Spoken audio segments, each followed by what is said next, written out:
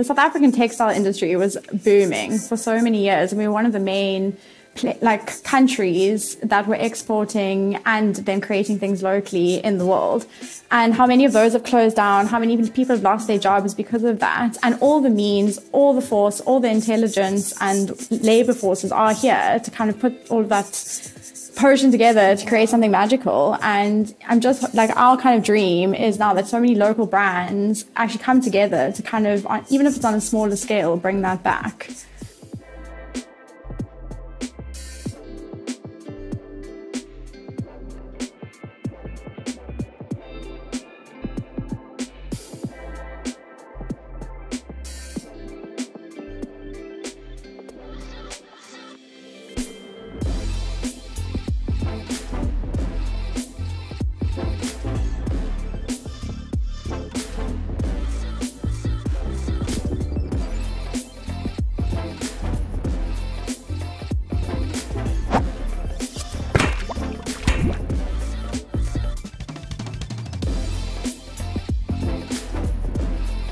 Hello and welcome back to another episode. My name is Stephanie and Elfie here with me, the co-host. Today we are speaking to another female duo. So if you've been following along the journey, we've recently just also recorded with another female duo within kind of the same space, sustainable fashion. But this is going to be interesting because the previous episode we recorded was with two female owners of a boutique platform that curates different suppliers and makers of sustainable fashion, brings it together so that you as the community can find the people you want to shop from.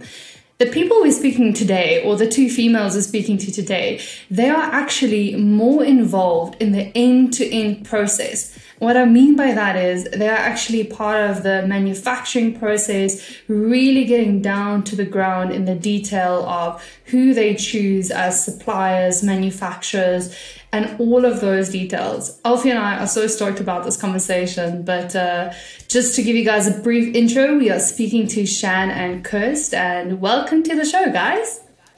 Yeah, thank you. Thanks so much for having us.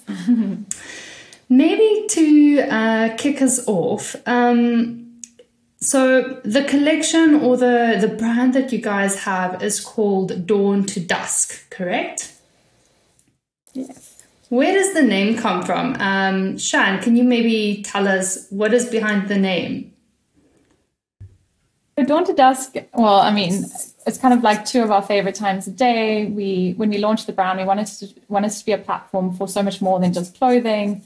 And a collaborative space, and we decided that dawn to dusk was like these beautiful times of the day, and yeah, just something that's like very special to us: sunrise and sunset, and this golden, beautiful hue of light. And yeah, that's kind of it tied into like the lifestyle aspect of what we as individuals, we kind of have a very holistic way of living, and we kind of wanted to create a brand that embodied and encapsulated that sort of way of living into how we create our products and kind of reflect on the people that are ultimately going to become part of our community and buy our products. So yeah, it was kind of just a nice way to tie in nature, lifestyle, and yeah, our favorite times of the day. That's really cool because, you just mentioned especially like you say, the colors of the day. And when I was doing a bit of research and just looking at your brand and all the pages thereof, it's all a lot about the natural light, not just the way you guys position your clothing, but also the fabrics you choose and kind of the color scheme that you guys are going for. It's very natural, right? It's so it really does tie into the name. Very interesting. Yeah, we essentially wanted everything to be a part of your day from like dawn until dusk. And especially enough, as well, Shan's second name is Dawn. So there was a little bit of a play on names and everything there. And we've both been given like funny nicknames from like family and friends. Like I've been called Sunny Sun before, and Shan's been Sun Bailey. So like the sun element. Also, yeah, both of us absolutely loving summertime. So there was a lot about just the sunshine and earthiness. And yeah, thankfully Shan's second name also tied into it beautifully. That's amazing. So look, I think there are a lot of people out there, especially creative people, who've kind of had the dream of getting into the fashion space and working with clothing. But I think very often it sort of turns out to be the situation of, you know, you get a pre-made piece of clothing, you put a brand on it, and then you try to sell that on some kind of e-commerce website. But you guys have kind of taken a little bit more thorough approach to it, and I'm really hoping that we can dive into that and maybe try to explore some of the things that drove that decision. But maybe before we do, can you tell us a little bit about how you actually got to the point where you started to think about doing this? Like, what were you guys doing before working on this brand together, and how did you kind of like come to it? And maybe Kirsty, you could maybe chat a little bit first about your experience previously, and then Shan, maybe you could tell us a little bit about how the two of you kind of connected initially.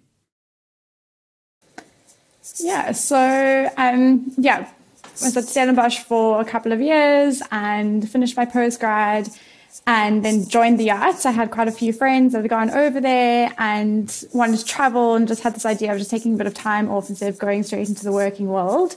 And was in yachting for a year and a half, in between that doing quite a bit of traveling. And then in that time I actually hadn't seen Shan at all. So Shan and I have been friends since we were very young. Both of our parents moved from other places and moved down to Plett. So we've known each other since we were 7 and 8. Wow. So just been friends forever. And Shan had actually also been in yachting. So that side of our story is quite similar. And we started chatting about how we both really wanted to do our yachting, our yoga instructors after yachting, and ended up meeting up in Bali. And actually, while we were there, it's interestingly enough that you bring up the idea of buying clothing, putting a logo on, and then selling it. I think before we had actually dived in, we had this idea of like sustainability and what it was and wanting to create something. And conversations did start while we were over there, just about wanting to leave yachting, what we wanted to do, and all the rest of it. And while we were over there, the initial idea was more about that kind of sourcing, being in Bali, with there being so much manufacturing happening with the clothing and jewelry, that side. We did actually start chatting, okay, well, maybe what we could do is go to these beautiful countries, fill up a suitcase, and come and sell it here in South Africa. Like, they're stunning things, the cost is minimal. And interestingly enough, we then almost got back and we were like, wait, why would we do that? There's no, we kind of dived more into the sustainable side of things. And so many people are already doing that. Why not create something that's personal to us, clothing we really enjoy, and maybe also the curiosity of like starting from the beginning, the process from the beginning, and trying everything. And the more the conversations happened, the more it came up that we also wanted to start some kind of community. So to provide jobs in our Plettenberg Bay, like local community, and potentially have our own group of ladies that do our sewing. And so that's kind of how that all started and came about. And the more you research, I guess, into how a lot of these places the clothing is made and going down that avenue, we just realized that it's so much better to support local. We're then providing a handful of people jobs this side, and not having any fashion experience, which I don't know if I should probably openly admit. It also, it was just one of those things where we got to then learn the process from the start to the finish and actually be fully involved. And it was a whole different skill set. Which is also just a very exciting avenue to go down. Shan can tell you about her history and then also add on to that. Otherwise, I'll chat forever.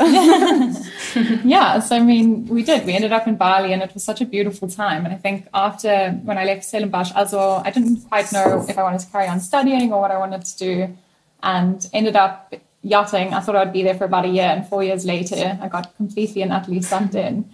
And it came to the point where we had this conversation, ended up in Bali, and it was really beautiful to have time and space to sit back and be like, what do we actually want to do? And like Chris said, just the responsibility of creating something and who's involved and how you can actually create something that is meaningful and mindful and slow, and, products that actually make an impact for the good. And it's not actually taking away from the people creating them or from Mother Nature or anything like that. And the sustainability fashion world is an absolute rabbit hole that we've been down multiple times. And there's so many elements to it. It's so multifaceted, and there's so many routes of being sustainable, or even deconstructing the word in itself, and trying to figure out how we as a brand want to be kind of helping and contributing to this sustainable concept. And I think community was the biggest part of that. You know, we ended up through, you know, a very interesting journey starting in Cape Town, and obviously having to learn about every aspect of it. And like you said in the beginning, there's so many different elements to the process, which we are still learning about. And it's such an incredible process. But there's when you are kind of diving into this sustainable avenue, there's so many steps along the way that you could miss out if you want to make money quickly or, you know, try and get ahead of the game. But we kept having to come back to our core ethos of this, you know, what are we doing? Why are we creating this? Who is involved? You know, who can we help? And yeah, so that's kind of been the most incredible part of constantly taking a step back and slowing things down and just making sure that, you know, the women that we're working with at the moment are the most incredible group of people, and they're so talented, and ultimately they're bringing our vision to life, and they're so part and parcel of our entire company. And we have to pay homage to that. And our natural fabrics is the same thing, you know, using natural fabrics or natural fibers and not synthetic. So you're not actually adding to the problem. You are, in a minor way, you know, adding to this beautiful, sustainable route of it's like 100% linen. It's biodegradable. You're not actually creating waste, and we upcycle. So there's so many avenues that we can use in order to kind of uphold our ethos. Yeah. And yeah, it's a constant learning curve, and there's always it's a lot of stumbling along the way. So much stumbling. But I think that just having that sort of core belief that you know, we are creating something incredible alongside so many incredible people, and even joining the collaborative space. There's so many incredible people.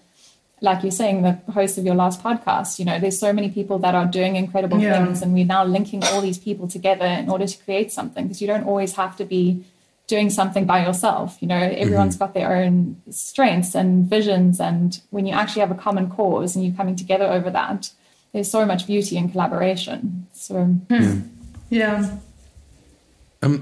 so I think there's something very interesting about what you guys are doing, because one of the things that I do see in the space of sustainability, and not just in fashion, just in general, what tends to happen is it can very easily become a finger pointing type of thing, or a I'm better than you type of thing.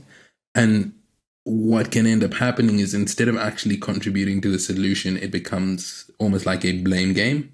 And what I think is really amazing about what you guys did is that, you know, you sort of were veering towards the same way that everybody sort of tries to do it, but then you decided to actually go and build from the ground up, both in terms of the business, but also in terms of the actual process. And I think that's maybe, if there's one thing that'll be valuable about this conversation, it'll be sort of walking through what that process actually looked like. Because I think there are many people who, from an ideals perspective, would like to follow what you're doing, but when they consider it, it seems like, you know, a mammoth task that's almost impossible to do successfully.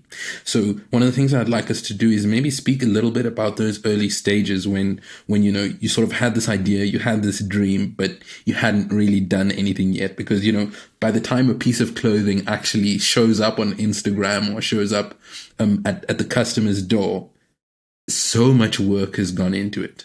So can you maybe share a little bit from your side, Shan, like what were the first few things that you guys had to do? Like, what was the first things you had to do to get to that big milestone of like your first finished product, or your, you know, was it setting up the production process? Like what did it look like when you actually decided, okay, we're gonna do this? What did you even do? Because I'm just thinking, you know, neither of you came from a fashion background. Now you come back to South Africa from Bali and like, cool, we're going to make clothes, right? Is there you know, the dummies book range? Is there like a how to make clothing for dummies book? Is there like blog posts and resources? Where do you even start? Yeah, there probably is somewhere. We didn't dig deep enough. But I think when we came back, it was during COVID, so we had a little bit of time and space to maneuver. And I think that's what's so incredible is we have access to so much information. You know, there's so many resources online and so many incredible people willing to speak to you. But when we first started, funnily enough, we actually, talking about the sustainability route, we decided we kind of came across this whole idea of plant dyeing or botanical dyes and being completely sustainable, not using any toxins, dyeing our own fabrics, like eco-printing our own fabrics using alien species from like the coastlines of Plettenberg Bay. And that was like our vision. We were like, okay, this is what we're going to do. It was a mammoth task. It was an absolute mammoth task. And we did. We had these giant pots and we were dyeing our own fabric. And the process, I mean, just for one piece of fabric is about a 3 to 5 day process. Jeez. And there's like about 20 steps to each one. And you have to weigh all the different fabrics and use different mordants. And it's a complete, I mean, it's an incredible, beautiful art, but it's, very, very complex. So I think we've just been so open to change and to allow the process to kind of organically unfold. So that's how we started. And we got to a point where we were like, this is a beautiful thing. And it's something that we'll continuously work towards. But for us as two, 4 hands, 2 people, there's no ways that we can do this like from start to finish all by ourselves. And if we understand, there's a lot of trust. We trusted the people that we asked for like advice. So we also know a couple of people in the industry and then seeked out who to work with in terms of our pattern making and grading. So we were like recommended people. And actually for like maybe a little bit of like detriment, but the first woman we worked with who was incredible in so many ways, like teach us about the grading and pattern making process. And she helped us with our first like batch of production from start to finish. But it was just like we trusted the process and the people that we were working with and also like openly like entered into those relationships saying like, look, we have these ideas. And I mean, we would like sketch a little bit of the design, kind of find pictures of what we thought, take like samples of our clothing, go, we want this with this. Sorry, we don't have maybe all the technical skill, but we have these ideas. Please help us and teach us. So it was a lot of like trusting the people that we were working with. And also through that, it's allowed us to get to where we are by, maybe by default a little bit, also finding the right team now that we work with, having the right people helping us with our pattern making and grading, helping us find like Nolene and the ladies, which has all been through word of mouth, I would say, and like speaking up about like what we wanted to do and being honest about like where we were in the process, but also what we could provide as 2 people with this like idea. Finding links. Finding links. Like I said earlier, there's so many incredible people doing so many incredible things and, bringing everyone together into a space where everyone's benefiting because, like the pattern maker, we had no experience in doing that. And it's an incredibly technical process. It's, we're still mind blown by the amount that goes into it and how complex it is to actually create something that's perfect. We found an incredible CMT and along the way there were cut, make, trim. So basically the person that does all our production. Does all the pattern making and we do through the technical work, side. the seamstress. We were actually laughing the other day. I was saying it's so funny, like you learn all these things along the way, and we now throw out terms which a couple of years ago we had no idea what they meant either. So even that, it's just there's so much to learn, and it's a ever evolving process. But I think also just being open to it, and open to change and open to learning, and then also giving back. So we find it so incredible to share the knowledge that we have learned along the way and, about the process. And, I think what's also incredible is our beginning goal when we thought about it, we were like, it'd be so incredible to have our own team and to create like a whole platform for empowerment and upskillment and, work with an incredible group of ladies that have the technical ability to, bring this vision to life. And because of the fact that we didn't quite have a full understanding of the process when we first started, we kind of got laid off the track a little bit. And all of a sudden there was a block after a block and we had to reassess and be like, there's something missing here. Something's not quite right. And that's when we were introduced to Nolene, this wonderful woman in Conceptualising in Plettenberg Bay, where we're working now. And she had the same vision as us and everything was in alignment. And from the first conversation and the first samples we had with her, it was like, okay, this is where we need to be. We can make some magic here because it's the right people. And I think for her, she's such a pillar of support within her own community and just has this deep sense of faith and deep sense of everything's going to come when it's supposed to come. Like good will come when if I give good, or if I'm a good person and if I help out, it'll eventually come back to me. And I think that's been such an incredible thing with our processes. We've always tried to kind of uphold that sort of level of, you know, meeting people where they are and being open and honest and trying to approach every situation with kindness and authenticity. I mean, we don't always have the answers, and we're always learning and we're always growing, but, you know, our kind of underlying motives are always pure.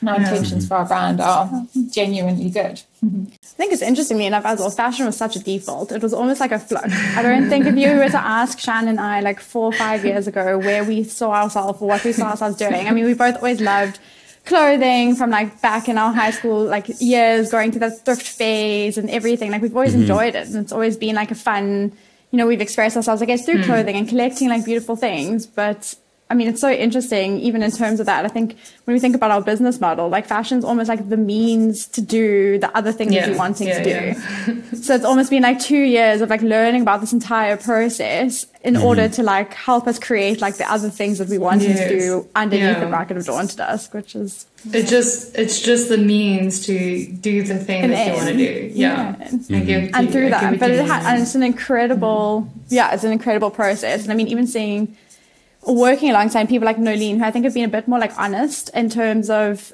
or not honest, but allowing us to be about like able to see the whole process. So actually being able to come to the studio space and like be there with them. Whereas beforehand we were dealing with like smaller, you know, same scale factories, but it was on a smaller basis where we almost weren't ever allowed to also see how the clothes were being made or the conditions where they were being made. We had like a woman that was almost the intermediate person who was doing our like pattern making and grading, but she had her team of ladies, and that was just, actually it was one lady who was doing quite a lot of the work, and then she often had someone to help. Whereas I think also now, I mean, the learning that you also gain when you start working alongside people who allow you into the space and form part of it, and you allow to be more involved, is also incredible. Help that disconnect. I mean, even now in terms of like quality and the production run, I think working alongside, you know, Nolene, who's almost like the boss babe of the seamstresses, and then Shannon and I coming in with like the designs and having outsourced our patterns, just being able to actually be behind the scenes again has been a massive thing. And I think for us also creating a transparent relationship. So being able to disclose how we create our products and why we create our products and who's behind them. You know, it creates a shift in the value of something. Like you're saying, there's so many different elements in play all the time. There's so much that goes into it that I think sometimes we forget, you know, how incredible something is and what it actually entails. So I think by creating that shift in the process and allowing that transparency between us and our brand and the consumer, you're shifting the value of something, and people actually buy into the story, and eventually it becomes like an authentic extension of you as a person. So you buying into the brand, into your own, like it becomes a part of your whole world and your whole life.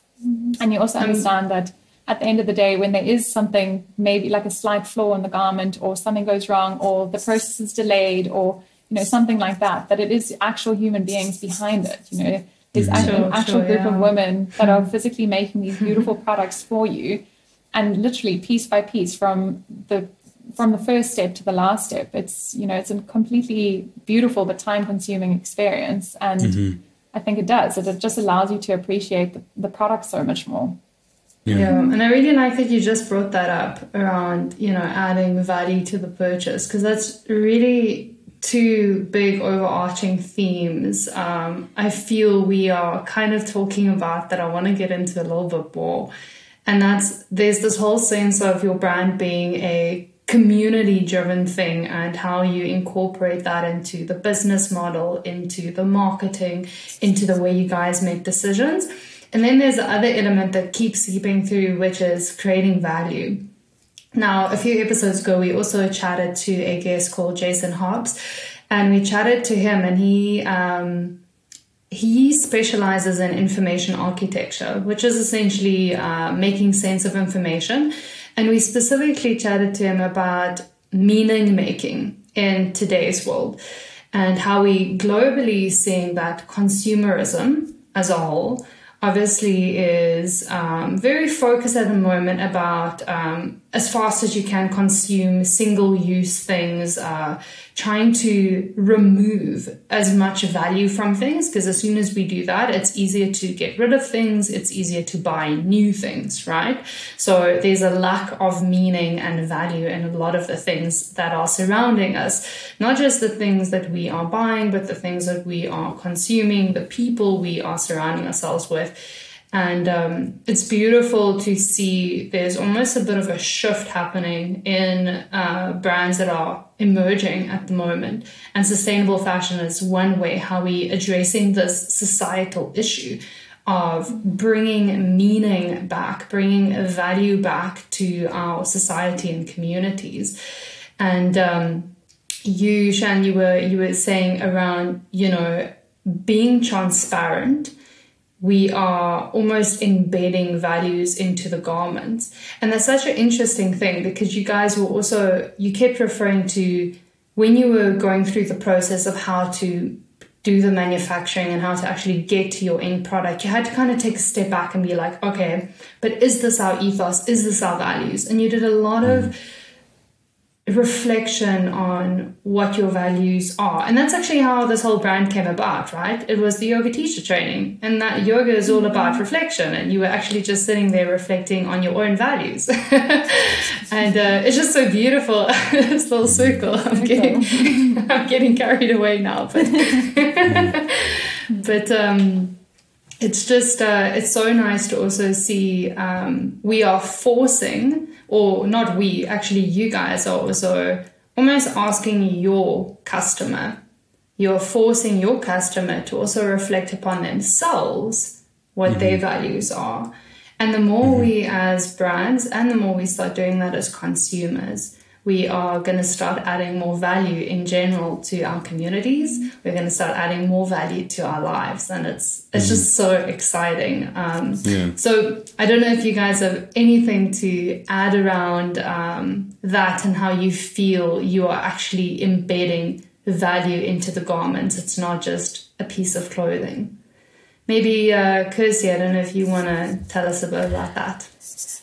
Well, I think it's so interesting. I mean, even through this process, I think consuming, people are always going to want to consume something. Because we've even at one point, we questioned, we're creating, even though it's all eco-friendly and we're trying to make as less impact on the planet as possible, we're still creating more stuff. And then we sat and we're like, okay, yes, we are.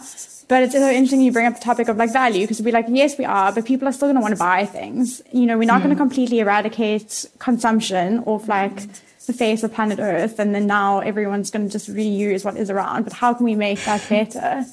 And I mean, I must say, how I think we add value with our garments is through it being solely revolved around also the ladies that are now making it, which I think, it was a long-term idea for us. I think when we first started, there was a bit of a disconnect, I think, with that element, whereas now I think it being a group of ladies who are so closely linked to a community where we grew up, and people who have been with us or lived in our communities for many years. My grandparents even worked alongside Nolene at one point. Wow. There's a lot of connection to Plet. We have, and Plet is one of our most favorite places. It's our home. It's where people we love. And I think the value is also in who's making it, and it's all these incredibly talented women that have all worked in factories, or it's so interesting. All of them have these stories of working in these massive factories for big brands and all the fast fashion brands, and now they are in Plet and able to create that kind of high level of quality and expertise, but on a smaller scale.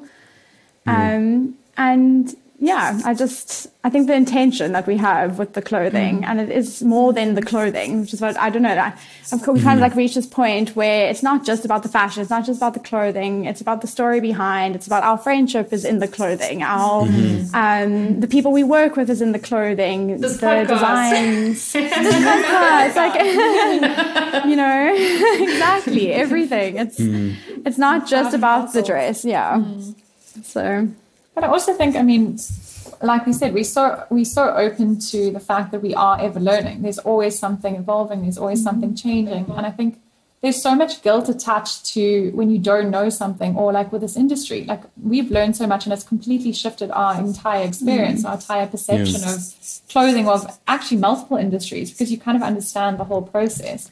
And I think for a lot of our consumers, I think it's so important for us to be able to relay that knowledge, and also to almost eliminate that guilt factor, to be like, we want you to be part of this because it's a very special thing. You know, we want to create change constantly and create this shift and allow you to buy into something or buy into the industry that is sustainable.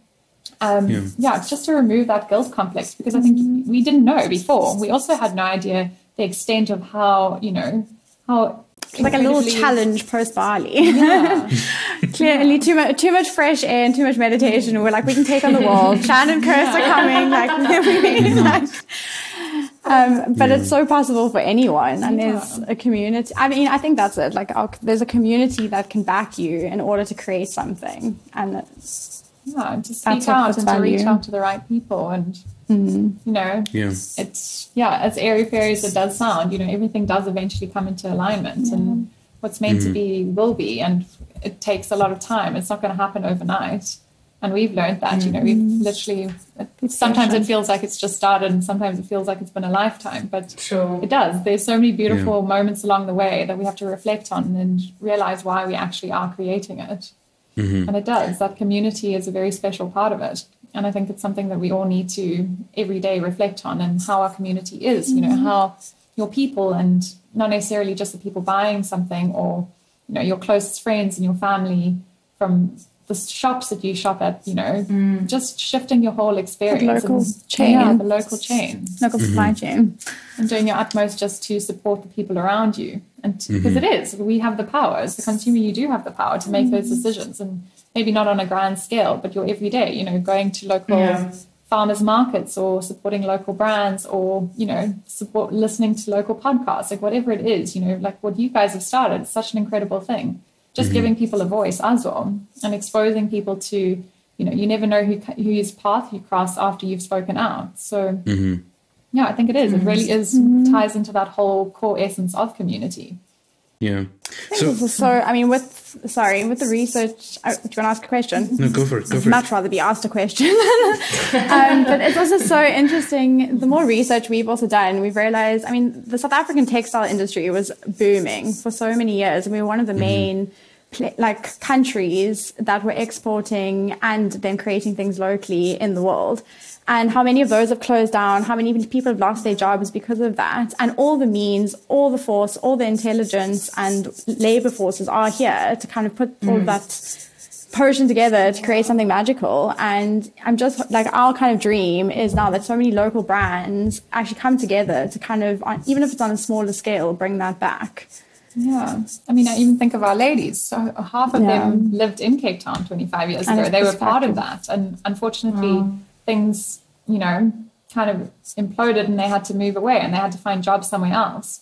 So there's so much opportunity here. And South Africa is, as crazy as it is, it's the most beautiful country and so diverse, and there's so much, you know, so many talented people and so many excited people to get things moving. So like you said, everyone kind of collaborating and coming together over the common cause, and there's so much room for improvement. So there's one thing that I'd like us to dive into a little bit, because being a part of a project that is a duo, one of the things that tends to happen is like you end up kind of like playing on each other's strengths. I think now it's sort of gotten to the point where Steph and I know pretty well, like where I'm strong and where I kind of like contribute to the team, and maybe where I fall off a little bit and where Steph can kind of like support the process. So could you maybe each of you tell a little bit about Shan? Maybe you could tell us a little bit about Kirsty. Like, what do you think in your like dynamic duo she brings to the table, and then also the other way around? Well, I think it's such an interesting thing because, like Kirsty said in the beginning, we've been friends for so many years, literally since Kirsty was 8 years old and I was 7 years old. And I think it's such a beautiful process starting a business together, because I've learned so much through Kirsty. You know, she's such an inspiring person, so motivated and so dedicated. And if I'm being very honest with you, very much, she's a powerhouse, and I'm so lucky to work alongside her. No, it's true, you know, and I think you do. And especially because we are such close friends, we mirror things in each other and we learn from each other every day, and there's nowhere to hide. So I think it's such an incredible thing to actually step into something like this where there is so much room to learn. And I mean, for me, I've, you know, learned so much along the process, and there's been so many shifts in my own personal world and professional world, and, you know, just coming into the space and actually being able to learn from the person and allowing Kirst the space to navigate what she needs to navigate, and me navigating what I need to navigate, and just allowing ourselves to find what we're good at. And I think also because we didn't understand industry, or we didn't have much information when we started, it has been an ever evolving process. So, you know, constantly along the way, we have to take steps back, like we said before. But I think, allowing both of us to come into our power when we need to, and, you know, there's different elements that come into play. I think I'm incredibly lucky to work alongside someone that is so motivated and dedicated, and allows me to grow on my own terms, and, you know, to learn and to, And on the flip side? Well, firstly, as you can see, Shan's the poet of the two. way better with words. Way better with words.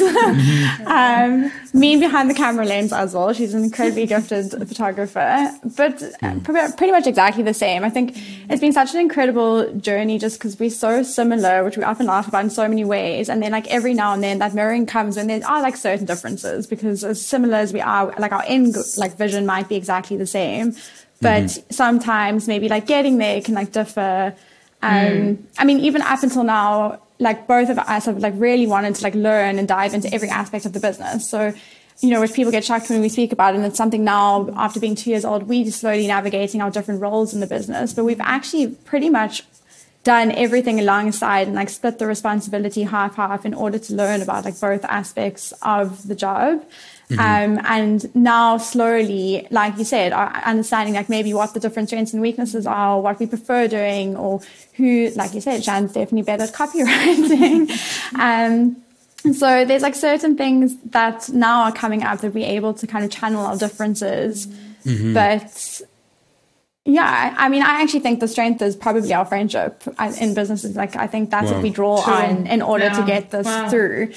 Because, I mean, even at the moment, you know, we roommates, like, best friends, like, you know, everything. And I think it's more that honest relationship and having that friendship that is probably the biggest thing of the business. So that's the biggest strength. Even if we don't always see eye to eye, or we have different means of getting there, our end goal is always the same. Every time we come back, every time there's, you know, a slight hiccup or whatever it is, we know that we're both working towards the same thing. And I think that's such an incredible thing to know, that we're both in alignment. And even with our ladies, with our team, they're also in alignment. So just having that, like, no matter what happens, at the end of the day, we know that we even have to laugh about our, like, good cop, bad cop acts when we have to, like, do serious business. Because, I mean, even with that, I mean, I think our, like, we both, like, relatively, like, sensitive people. So one of us has to be like, hey, you bad cop today, I'm good cop. And then you have to go in and, like, balance that. So it's interesting. Even, like, just finding those things, like, who's better in that moment, maybe, like, taking the lead and who isn't. And I mean, I must say, for us, we've been quite lucky. Like, there's been obviously, like, moments where it doesn't come as naturally, but for us, a lot of the time, it does come a lot more, like, naturally than I think what we even expected, which is really lucky. I think especially as, like you said, you guys are two friends and you chose to live together, which some people might go, flip, this is going to bomb out and fail completely, or it's just going to help the business because you're going to spend more time together anyway. But it can go either way, right? It can go very sour or be very good. Yeah. But I mean, we often speak about it, and we're like, sometimes we don't know how it's going to happen, but we know deep down in our cores that, like, good's going to come out of it. So what's communication? And I mean, it's interesting. Even with that, I think where the similarities come in, I think it's to know if sometimes people who process things differently, like, I think both of us very much need our own space, and then we'll communicate, but we both need to communicate in order to, like, fully figure out. So even with, like, business dealings or things, we internalize, process, do it in our own like individual thing, and then like come together and discuss. So it's also, I guess, just, you know, I'm sure the two of you realize like communication is such an important aspect of any, you know, partnership. And like, and just laughing. What do you have to say? We've got some good stories. One of us likes talking more than the other. Let's just put it like that.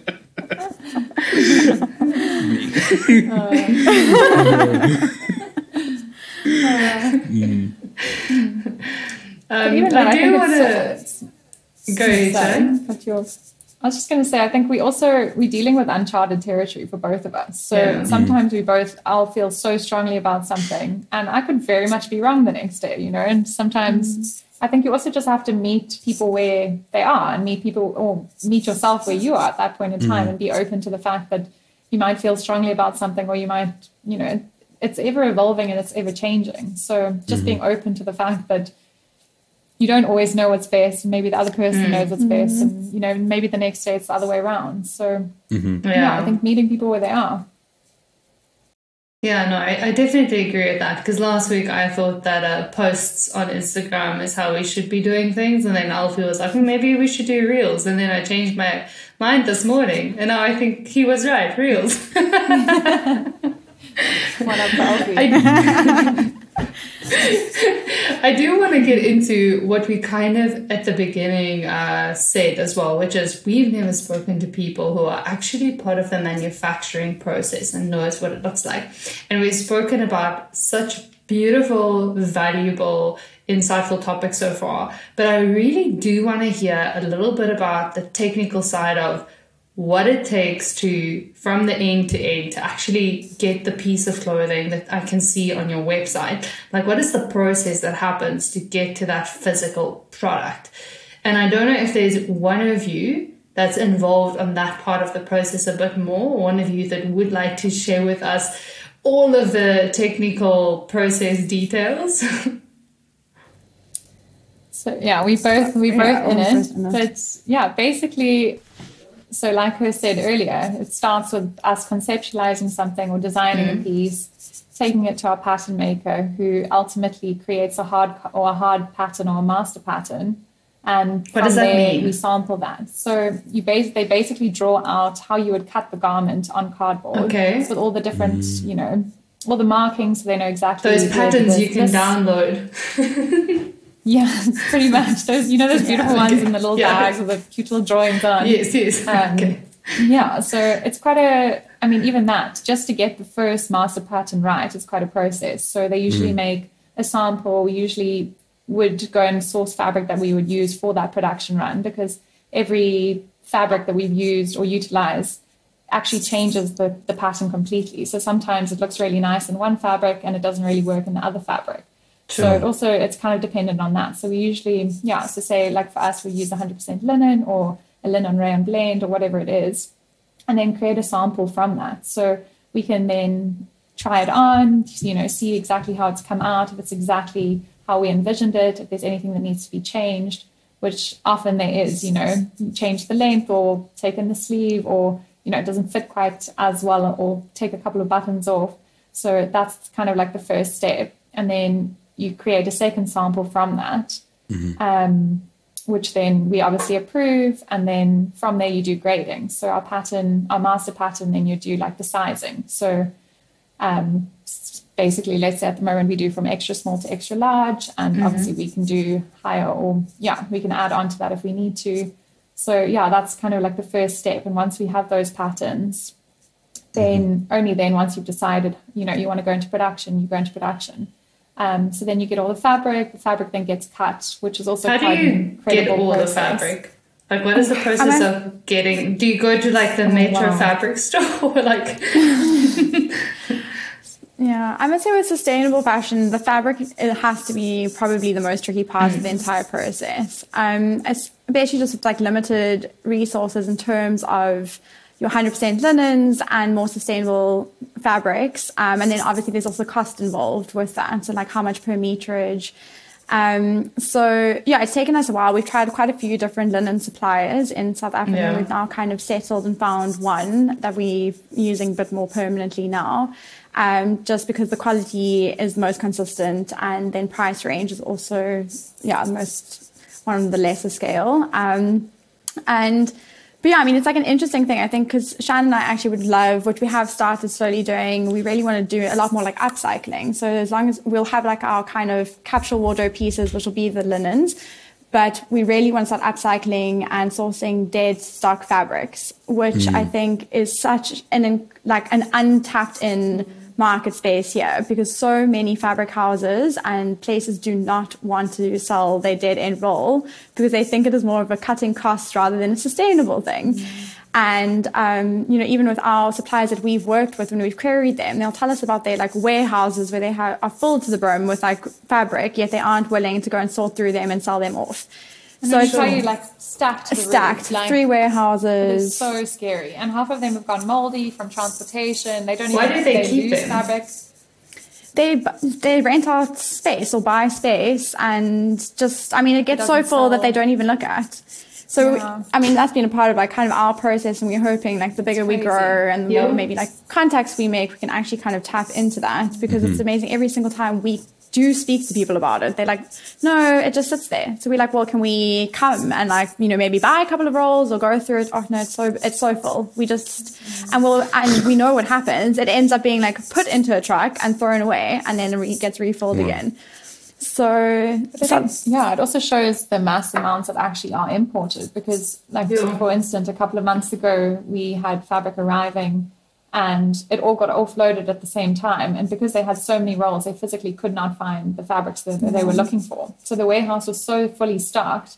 Jeez. So I think even that, just for us conceptualizing how vast this industry is and how many things are imported constantly, and just the scale of roles that aren't used and aren't utilized, it's incredibly scary. It's been a rabbit hole that we've gone down multiple times, and there's just, I mean, even in terms of being in Cape Town, for instance, and the competition between, because obviously now there's a lot of sustainable, in inverted commas, brands popping up, everyone's utilizing the same suppliers because we don't always have access to fabrics. So often we'll like do a run or we'll place an order and we can't get the fabric that we wanted. So, I mean, for us as a brand, we use very neutral, like you said, neutral tones, usually the same sort of composition. So we know that everything's of the same quality and that we can kind of keep to our standards. And often we can't actually access it. We don't, it's supposed to be arriving and a month later it still hasn't arrived. So even that sort of side of things is incredibly tricky. The supply and demand for linen in South Africa is so high. And and I mean, I also think, even with our research, I mean, it's not even like we'd necessarily only want to use linen. It's just there's such a shortage of sustainable brands also like selling. So I think so many people even like start their businesses, and if they have the means or the technology, start making their own recycled fabrics, but then it isn't accessible. I mean, there's just such a need for actual like either recycled fabrics or warehouses that sell dead end stock or whatever it may be. In terms of like sustainability, South Africa's fabric side of things is very, very backwards, and it's still a little bit behind, I would say. There's such a need to kind of expand on that. And the pricing's gone up as well. So the manufacturing prices have gone up, plus the fabric alone. So you're looking at importing everything. So you're looking at, I mean, it's, for us as a brand, it's actually been a very scary realization that as much as we would love to use 100% linen only, it's the prices have gone up so drastically that it's almost unattainable. It's very scary. So I think there's so many elements involved. I want to try and bring us a little bit back towards that end-to-end process. So we spoke a little bit at the beginning where you sort of kind of sketch out the concept until the point that you're happy with it. Then you sort of do this master pattern, which is sort of like a piece of cardboard that's got all of the cuttings sort of drawn out. And then you sort of start to actually source the fabric. Once you've got all of the fabrics available, what happens next? Like, is there a treatment process? Is there like do you need to do something with the fabric once you have it? What does that look like? Yeah, so all our natural fabrics shrink quite a drastic amount. So we have to pre-wash all the fabrics. use like an eco softening thing sometimes if it's necessary before you actually start the process, because otherwise if you cut the garment and sew the garment, it'll probably shrink. I mean, a lot of our fabrics a couple of centimeters. Yeah, like Wow. up to 4 centimeters, which is a lot. So I think a lot of brands That's don't a actually hand size or two. Yeah. It is. And I think with a lot of us, including myself, up until we started working with linen, I mean, how often do we really care for our laundry? So it already shrinks when you sometimes put it into the machine. And then on top of that, if you have that shrinkage, it's just a nightmare. Yeah, so I think sometimes when we feel like our pants are a bit tighter or our clothes are a bit tighter, it's not actually you. It really is the fact that they probably haven't been pre-shrunk and they really are shrinking in the wash. But yeah, so I mean, that's a whole step in itself. Before you can even start the process, you've got to wait for the fabric to arrive, then you've got to pre-wash it, which has to be cut usually in like 3 meter stretches at a time. So you have a whole roll of fabric, which then needs to be pretty much deconstructed before you can actually wash it. Then it still needs to be ironed before you do it, because you obviously need the measurements to be perfect when you cut them. So before you've actually even cut the fabric, the whole process involved is, yeah, it's quite a process. And I'm assuming each piece needs to be ironed and cut correctly, because you can't just iron the one piece as a sample. It's every single piece. Yeah. So when you cut it, at least you know that everything is absolutely perfect. And then, I mean, even the cutting process is, I mean, I take my hat off to the people that do it. I mean, you cutting out all your, at least you can do size by size, but I think that's like for us to do, I think even Kirsten and I, we do offer sort of once off, or if someone wants a specific size or we're out of stock, we do that sort of once off production. But in terms of like making it worth for the people that are actually cutting it, it's a lot easier to do an actual order. So like at the moment, we would probably do between 20 and 30 units at a time, just to make sure it's efficient, make sure that the person behind who is actually cutting it isn't, you know, kind of taking all the time just to do one piece. It's a little bit more time effective. They know that there's a decent amount of work coming in. And yeah, I mean, at the moment, our team ranges between 4 to 6 people, or 4 to 6 women. So you've got the person cutting, you've got the seamstresses actually putting the garments together, there's someone ironing them, there's someone sewing on buttons. So it's, I mean, even the button process is... Oh, shame. We love a button. Love a button. They don't love us for it, but we love a button. Shame.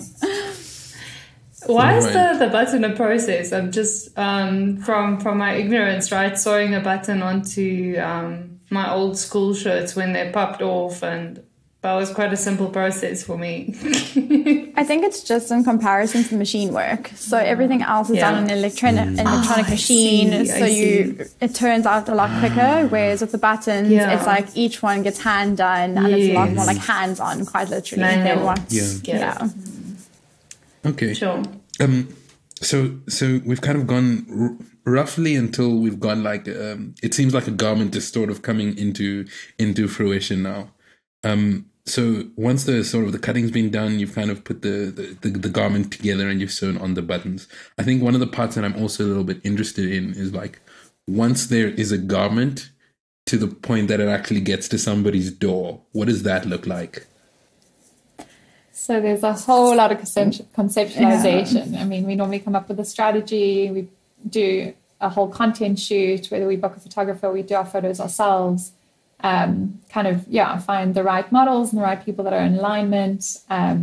Try to be as versatile as possible in terms of... Can you maybe use a specific garment as an example and take us through that process so we can hear a bit more of the specifics?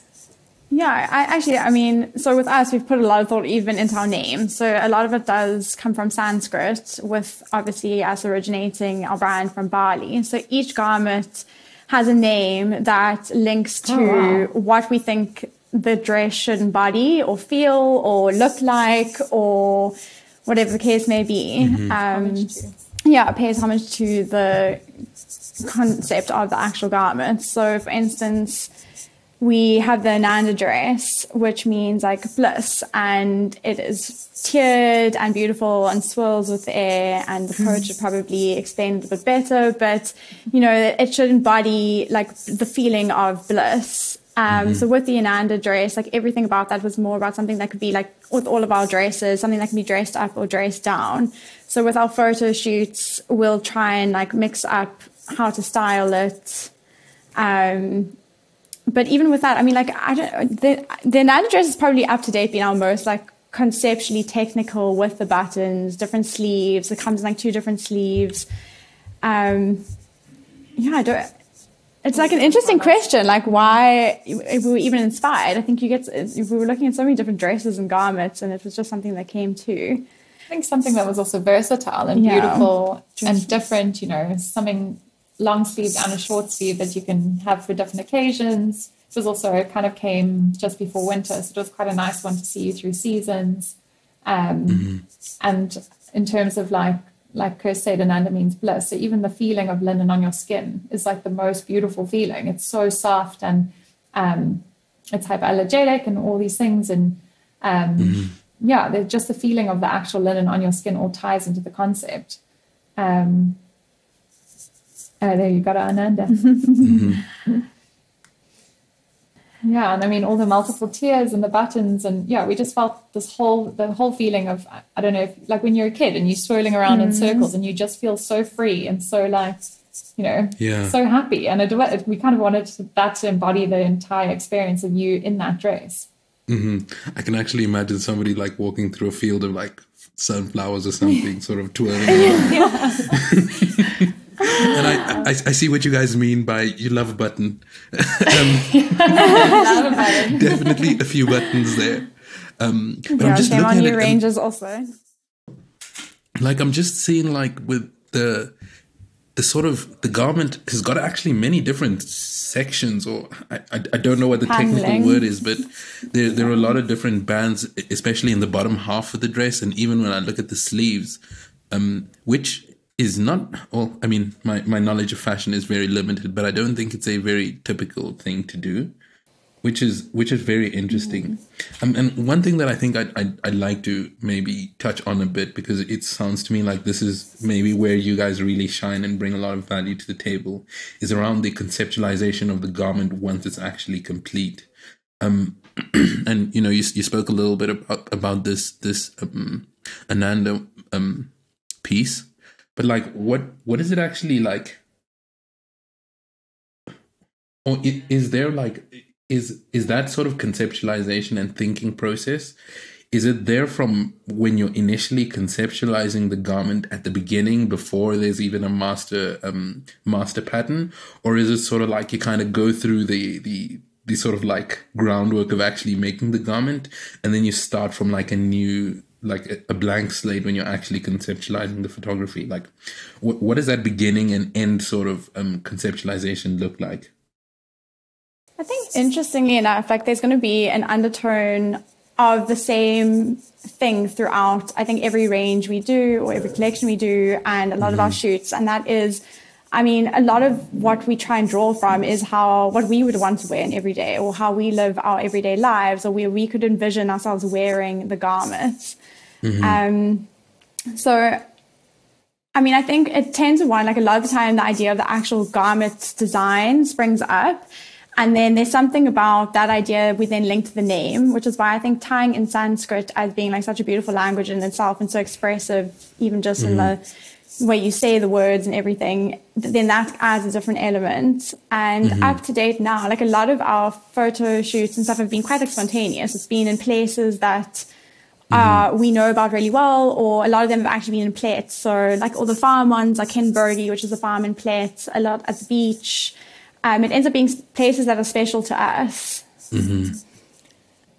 But yeah, I mean, even for instance, we're about to launch our new range, which is like coming into spring, and we've basically conceptualized the entire thing. So the name means it's called Samsara Collection, which basically ties into the whole concept of the cycle of life and matter and existence, and basically paying homage to the abundance of nature and the relationship between nature and community and the whole process involved.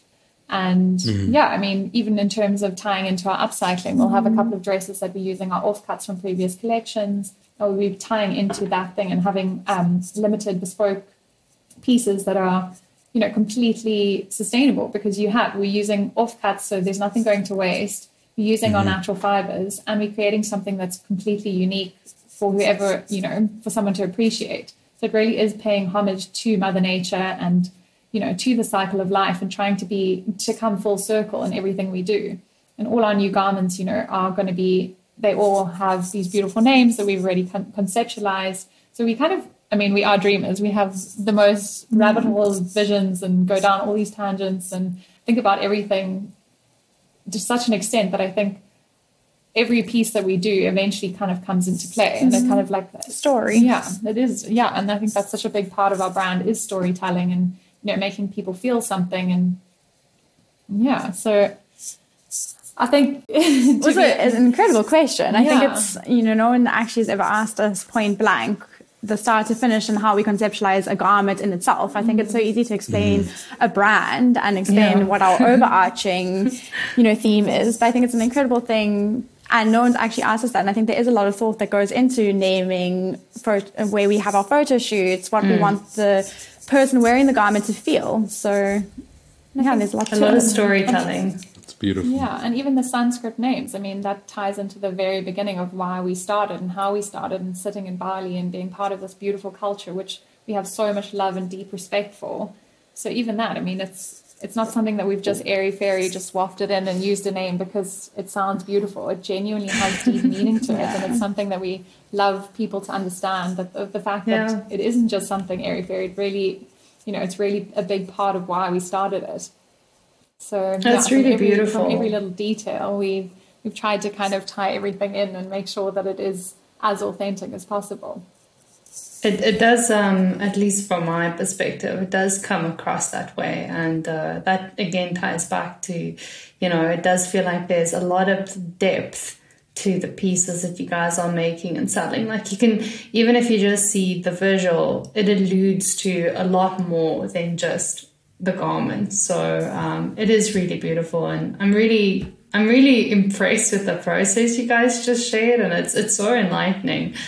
But we're almost getting to the closing part of the conversation, and we've started a new section at the end of the show where we ask you guys a question that was written by one of our previous guests. And I think this worked out pretty perfectly because we saved the 2 questions from our 2 guests, or the female duo we had from the sustainability fashion boutique Mavericks, or by Mavericks. And I'll first read Ellie's question, and maybe Shan, we can start with you. You can answer it, and then Kirsty, you can answer it. So Ellie asks, if there is one thing you could tell yourself before starting your business, what would it be? I think be open to change, be open to the organic process and allowing things to naturally fall into place. Obviously, you need your structure and you need the vision, but I think, there's so many elements that are going to surprise you along the way. Being open to the fact that, it is ever evolving, and it's a beautiful process, not to maybe be tunnel vision on the end goal, but allowing beautiful people to come into play and different visions or different insights or whatever it is. Just being, I suppose, being open-minded and being mindful. So, Kirst? Recently, actually, there was an element of fear that came up with, as we just discussed, what fear means in business. I think mine would be that not to allow fear to dictate your next move, and almost to use it as a strength and a driving force to kind of get over that hurdle. And I think especially with startups and businesses, there's going to be those moments where you kind of fear what the next step is, or certain things aren't coming, but just if you put in the time and effort and you truly to your core believe in what you're doing, push aside the fear and just jump in with both feet and allow the process. Because the worst is that maybe something fails and you can just try again, and actually to embrace minor doses of failure, because it's always going to happen. Nice. I love that. All right. And then our second force. Then the second question was from Maddie, and Maddie asked, what is the biggest piece of advice you've been given? Let's start with Shan again. The biggest piece of advice. Sure. Well, probably that, actually, to not allow fear to stifle you, but allow it to drive you. I think it's a beautiful thing. Pretty good advice. Encapsulates what it's all about. So thanks.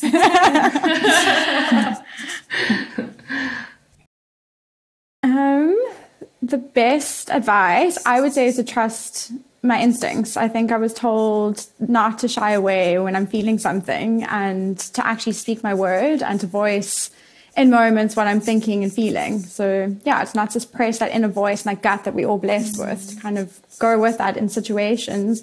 And I mean, yeah, even Shannon and I in like our business now, we've had moments where afterwards we're like, but we had a little moment where we thought that, you know, that person maybe wasn't going to be the best, or, oh, we walk out and you're like, yes, that was amazing. Just to like trust those, they're definitely telling you something. But like trust that gut feeling. It always leads you somewhere. Yeah. That's amazing. That's amazing. I just wanted to mention one of the themes that typically comes up on the podcast is this idea of following your intuition. And it's just so like harmonious that that's kind of like one of the ideas that we end on. And I think it's something that's so important as fellow creatives. But I think that sort of brings us to some of the closing stages of this discussion. Maybe before we do wrap things up, would you mind just letting everyone know where they can kind of like follow you guys, and maybe also if they're interested in purchasing some of your garments, where they can find that? Yeah, so at the moment, we have our own online platform, and we are part of a couple of different online platforms: Aram, Shopfox, Aya Africa, a platform called Luntu, Local Thread. I think that's all of them. And recently Urban Experience. Yeah, an Urban Experience. We're about to join as well. And then currently our store spaces are at the Foundation in Neisner. We have been in Salt. We've taken a break for the winter, but hopefully we'll be back in there for spring. And then, in Cape Town, we've been part of the Storytellers Collective and the V&A Waterfront. They are closed for renovations at the moment. But hopefully that'll all be up and running soon. Spencer May. Yeah, Spencer May in KZN. We joined that about a month and a half ago. So we're slowly working our way around the country. And if they would like to buy from you directly or follow you on social, where can they find you? At Dawn to Dusk _collections on Instagram. And then our website is www.dawntoduskcollections.com. Otherwise, on all the websites, our personal numbers are there, our email addresses. And like we said, if you can't order or if something isn't available online, directly message us. And we are more than happy to do like custom pieces or take people's orders. Nice. As a slow fashion brand, we do keep quite limited stocks on our back end. So never feel shy to message if you do enjoy anything. That is really good to know.